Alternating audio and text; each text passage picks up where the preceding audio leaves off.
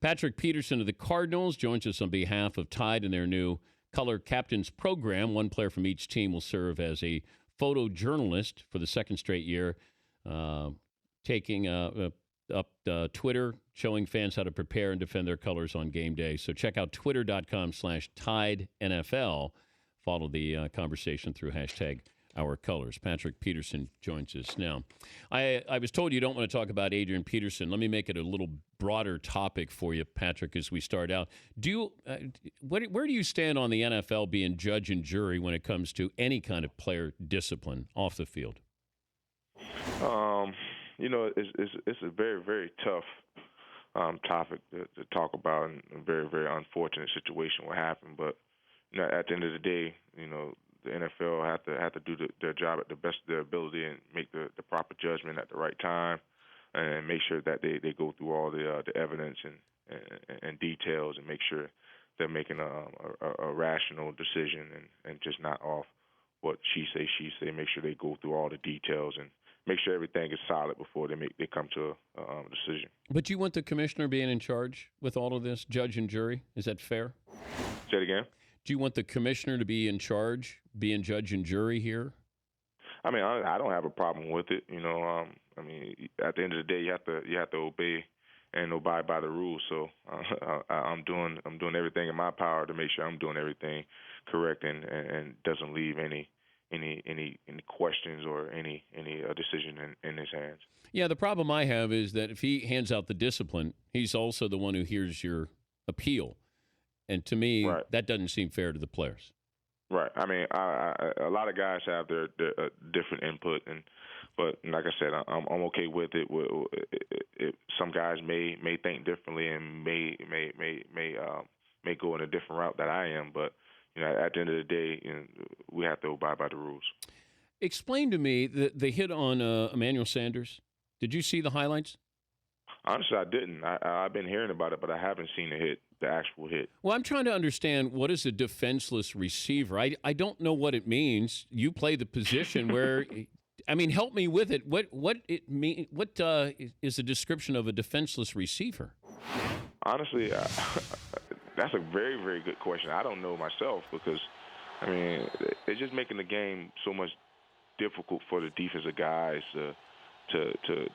they want us to play this physical sport out there thinking. I mean, you can't play the game thinking. You can't play the game worried about how I'm going to hit this guy and things like that. At the end of the day, my belief, if he's on the field, he's not defenseless. If we hit him out of bounds, if he's between those white lines, he's not defenseless. And the quarterback, he's throwing those balls in some spots to where defensive backs can't adjust to some of these receivers, and some of these receivers are ducking their heads and making it much worse than what it is. So, I mean, I'm with you, Dan. I don't know what a defenseless receiver is. Yeah, I'm trying to figure it out because I keep thinking they've taken away everything that was for the defense. They've taken it away. So now, man. I mean, you guys are thinking, and you make a great point that you can't stop and think in the moment, can I hit this guy? It's so quick, so reactionary. Right. It's impossible to be any kind of big hitter. Do you play differently? Honestly, I don't play differently because I'm not opposed to those hits. Because I'm the one guarding the receiver, running behind these guys.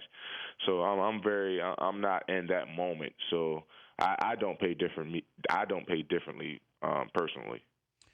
Yeah, but the safeties maybe. Yeah, the safeties have to adjust their game for sure. Man, we're talking to Patrick Peterson of the Cardinals. Every single week, there's a play, whether it's a flag or not, and then I go, I understand less. It seems like every single game I watch. That as far as what you're allowed to do on defense and hitting somebody, are you supposed to let them catch the ball and then come down? Then they're not defenseless? Yeah, I mean, I don't know. I think you're supposed to, when they catch the ball, you have to let them run and catch. Oh, come on. From the back. Come on. I think they wanted something like that. Tougher to guard, Calvin Johnson or Des Bryant? Honestly, both of those guys have some of the same attributes. Both of those guys have great speed, great hands, great ball awareness. I believe only difference between those guys is body type. because Bryant, he's 6'1", but he plays like he's 6'5", 6'6".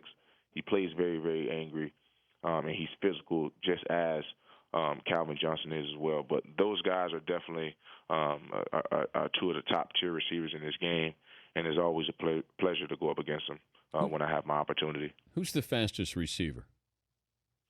The fastest receiver I ever went against is Mike Wallace by far.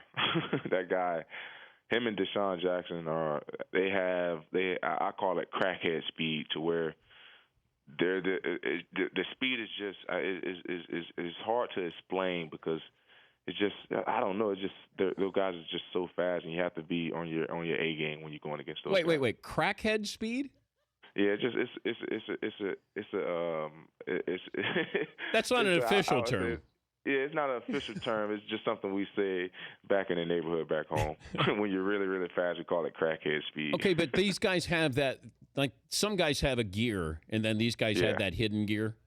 Yeah, those guys definitely have that hidden gear. Like I said, I don't know what it is, what those guys was drinking coming up, but those guys definitely have a different speed than some of the other guys around the league. So you don't have crackhead speed? I have next man speed. So however fast the guy who I'm guarding, I'm just as fast. So you got next man speed, but the next speed is crackhead speed. Exactly. Wow. How did you guys lose? How did you guys lose in college?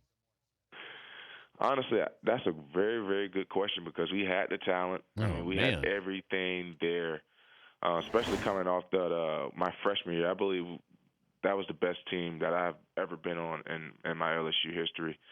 But I don't know how we lost. It can be a number of things I can blame it on. But, it was in some very, very tough situations. Lost a couple of quarterbacks, had a couple of key injuries over the years, and just wasn't, at some point in time, just wasn't good enough to get the job done. I had a caller called yesterday, and he was saying, nobody's on the Cardinals bandwagon. And I said, if I'm a Cardinal fan or player, I don't want anybody on the bandwagon. You had your opportunity. Right. If you're not there, the hell with you. That to me is the best payback for people. Where do you stand on, people giving the Cardinals their respect? Honestly, like Foster said after the game, we feel that we're the worst team in the NFL each and every weekend, because, at the end of the day, we're all we got in this locker room. We can care less what anyone has to say about us outside of this locker room, because no one knows what we go through day in and day out. No one knows how we prepare for our games on Sunday. No one knows what goes on in here. So at the end of the day, we feel that the world is against us, because as you know, everyone, they can't wait for us to lose. So we definitely playing with a chip on our shoulders, and make sure that we go out there and make sure that we don't leave any plays out there on the field, because it's a very, very prominent season for us this year, and we know what it takes to win. We know how to win these close ball games, and as a team, we are respecting the process, because we know it's going to be a journey. You got the Seahawks coming up. Are you ready to tackle the Beast? Oh yeah, we've been in there before. This is a divisional opponent, so we're very, very familiar with this team. We can't wait to see what these guys are going to throw at us, because we know this team want to get that bitter taste out of their mouth. But do you close your eyes? Do you close your eyes when you tackle Marshawn Lynch? Honestly, I believe everyone closes their eyes when they tackle, not only Marshawn Lynch, but when they tackle in general. It's just something that's very, very difficult not to do, not to close your eyes. Hey, well, good luck with the Tide program, the Color Captains program. Great to have you on, and good luck in Seattle. Thanks, Dan. All right, Patrick Peterson. Tide's new program, Color Captains program. One player from each team will serve as a photojournalist for the second straight year, and taken to Twitter to show fans how to prepare for a game defending their colors.